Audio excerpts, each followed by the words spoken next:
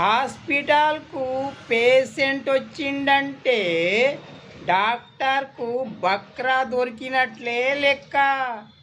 సీదా వండబెట్టుడు, కిడ్నీ కోసుడు, ఖతం, ఇంతే, ఆపరేషన్ అయిపోయింది.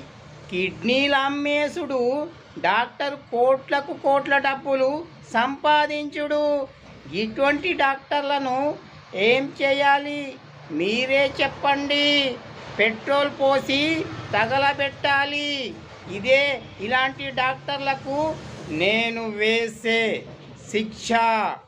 మరి మీరేమో మీ పిల్లల్ని ఎల్కేజీలోనే డాక్టర్ని చేస్తామని తెగ ఉత్సాహపడిపోతున్నారు. మరి మీ పిల్లలకు కూడా ఇలాంటి గతి పడుతుంది. చూసి డాక్టర్ని చెయ్యండి.